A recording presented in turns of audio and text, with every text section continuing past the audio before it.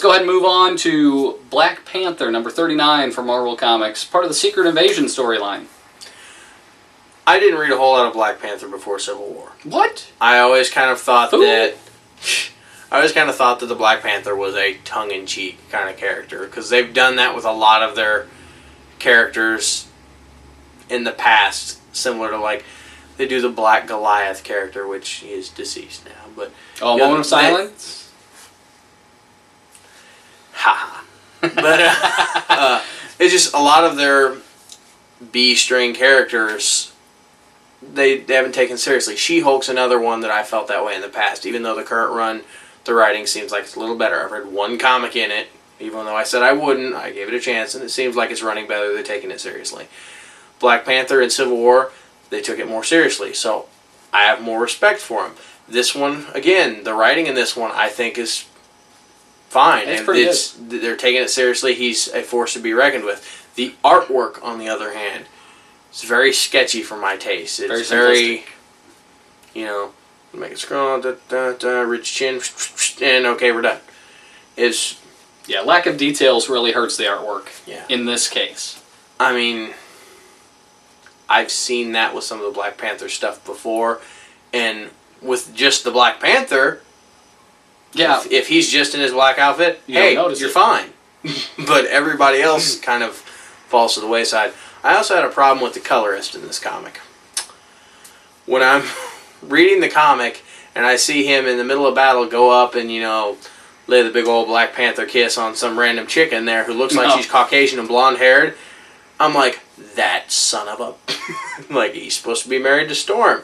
And they're like, you know, oh, Aurora, da-da-da-da-da-da. Wait a dang minute.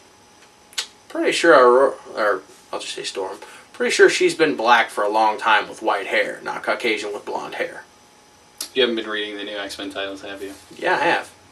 Not astonishing, though. But they, again, make reference in this one that not all, you know, it's starts off the whole thing, Skrulls are running in, and they see Skrull heads on sticks outside Wakanda. Head on a pike, that'll stop the invasion. It's, again, why don't you idiots realize, don't mess with Wakanda. And I don't get that. I mean, that's one thing that I've always had trouble with, is Wakanda is this...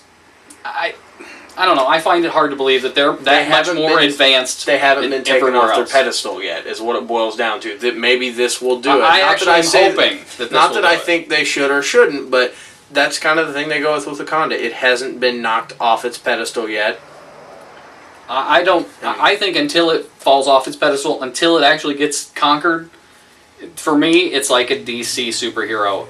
It's too perfect and pristine and has no humanity. Let it get knocked down and let it learn from that. The thing that makes you think that will happen is at the end, you know, they flat out say, the Skrulls do, that, you know, not all of our operatives have been found. And oh my God, let me just say right now, I hope to God it is Storm. I hope she is an operative in the Skrull army, because... I haven't liked Storm in the comics for a while. Well, the marriage between her and Black Panther back in the day. The marriage between her and T'Challa has just felt forced ever since it happened. It was in February of a couple of years ago that it happened, and February happens to be Black History Month. I hope that had nothing to do with their marriage, because... It did. It's another one of those things that seemed very forced. And it just... I think it's detracting from everything. If she ends up being a Skrull and more of a Storm we're used to comes back... With the Mohawk? Not that. Not that one. I'm thinking more of the Storm after the big white shoulder pads. Well, I agreed. I'm hoping that good Storm comes back, and not that I'm against her marriage to Black Panther. I'm sick and tired of seeing her with cat eyes. But I would much rather see a long, drawn-out relationship between the two rather than have it retconned in by some 6-issue miniseries. Like, oh yeah, it makes total sense. Way back when they were like teenagers or kids or whatever. This story set in the past. You guys just didn't know. You didn't pay any attention. Yeah. Because they weren't important then.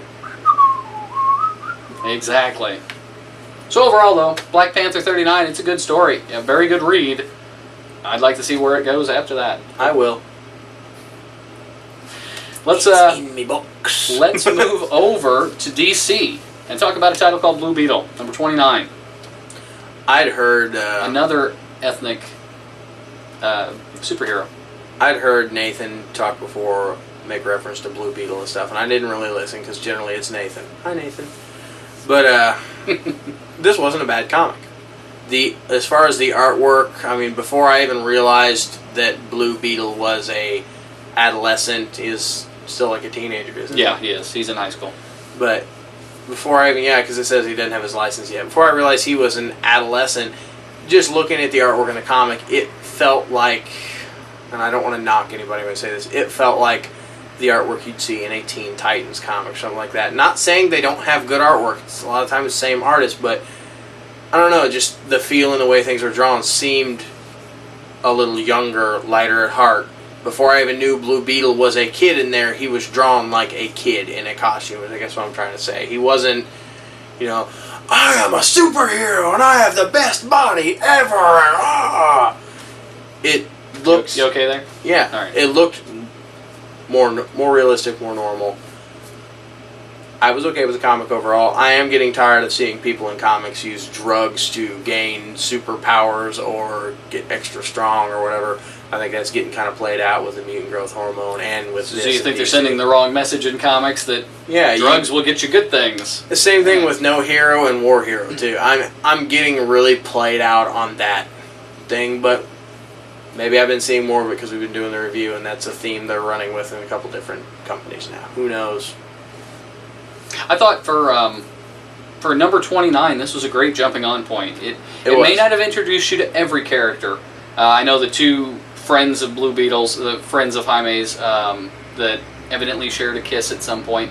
I don't have a clue what their names are.